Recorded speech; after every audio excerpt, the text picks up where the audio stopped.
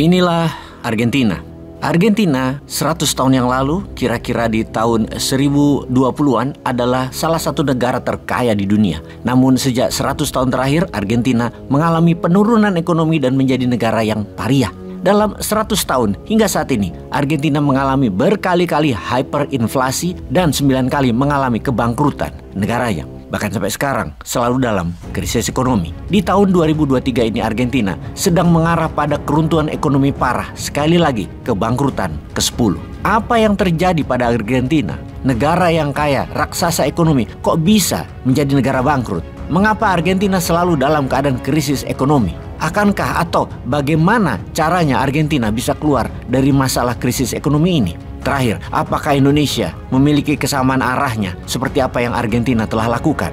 Kita akan membahas dalam beberapa topik. Kita pelajari dulu sejarah ekonomi Argentina. Di tahun 1920-an, Argentina adalah negara sangat kaya. Bahkan dalam catatan sejarah selama 5 dekade, selama 50 tahun lebih, sejak tahun 1870, GDP-nya terus-menerus naik. Di masa tersebut, Argentina kekayaannya sama dengan negara Perancis, membuat Argentina menjadi tujuan investasi dunia dan migrasi dunia. Di mana dunia Eropa lagi kacau karena Perang Dunia Pertama, Argentina menikmati pertumbuhan ekonomi luar biasa, head to head dengan Amerika. Pertumbuhan ekonomi Argentina karena sumber daya alam, terutama agriculture. Secara geografi, tanah Argentina merupakan lahan tersubur dan terluas di dunia. Di masa itu, Argentina lah yang memberikan makanan kepada dunia. 70% sumber pangan roti-rotian bahan bakunya dari Argentina. Argentina dijuluki the bread basket of the world. Argentina juga membuka diri terhadap investasi asing besar-besaran dan menerima sangat pro migrasi tenaga kerja besar-besaran. Karena ekonomi meningkat,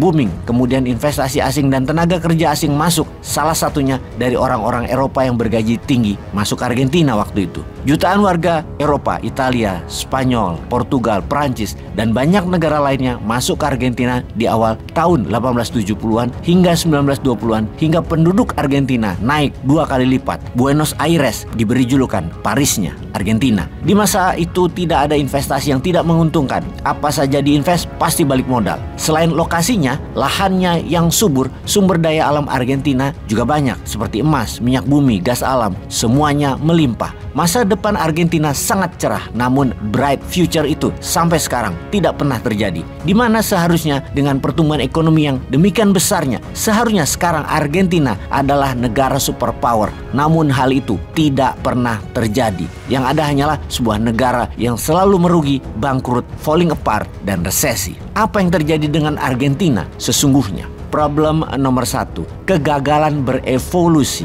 Argentina failed to evolve. Argentina memiliki lahan luas untuk agriculture. Kesalahan pertama adalah di dalam kelolaan lahan agriculture tersebut. Argentina membaginya ke oligar yang menjadi landlord atau tuan tanah. Kalau dibandingkan dengan Amerika, di periode yang sama, tanah tersebut dan sertifikat tersebut dibagikan ke petani dan KUD, bukan ke landlord. Para elit penguasa lahan Argentina itu sangat kaya namun lupa berinovasi, sehingga Argentina tidak pernah membangun sektor industri lainnya. Ketika resesi dunia di tahun 1930-an yang membuat demand akan barang-barang komoditi dari Argentina menurun drastis kebutuhannya, Argentina terlambat bergerak, di mana di tahun 1930-an dunia bergeser cepat ke arah industri. Argentina masih belum memodernisasikan komoditi mereka dengan membangun misalnya bisnis turunannya atau membangun sektor lain.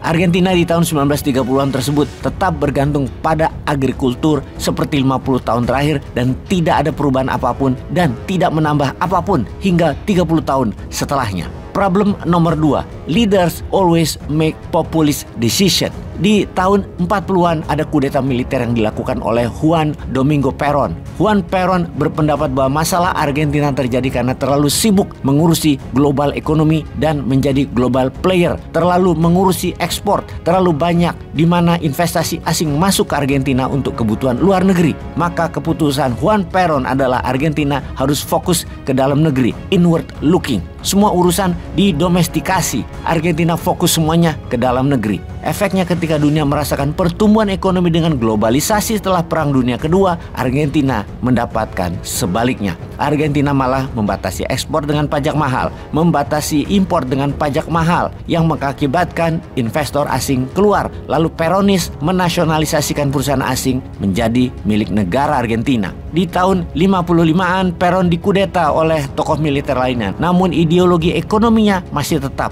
domestik, dalam negeri, karena Peronis atau para oligar menguasai semua sektor. Problem nomor 3, spend more than it can afford. Subsidi gila-gilaan kepada masyarakat melebihi kemampuan anggaran. UMR selalu naik dan tinggi sekali, jauh di atas kemampuan pengusaha swasta. Subsidi mempertahankan social welfare membuat Argentina berhutang ke luar negeri. Argentina melakukan printing money bukan terhadap produksi atau terhadap supply, namun untuk create demand, untuk bansos, mengakibatkan inflasi dan turunnya nilai mata uang. Problem nomor 4, political instability. Selalu ribut politik dalam negerinya, selalu ganti-ganti kebijakan, namun semua kebijakannya populis dan Peronis, yaitu pro-oligar. Di tahun 1980-an Argentina melakukan penyerangan terhadap Malvinas atau Falkland Island yang berperang melawan Inggris, dan ternyata Argentina kalah, yang merugikan ekonomi Argentina. Problem nomor 5, never learn a damn thing.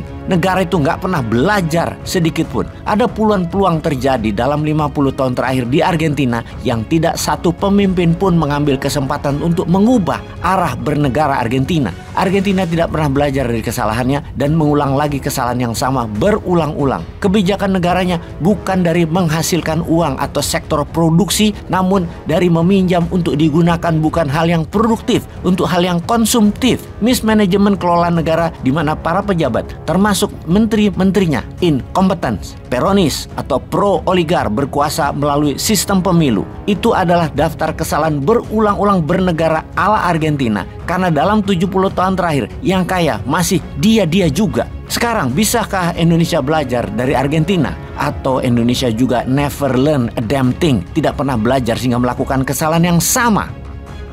Peace.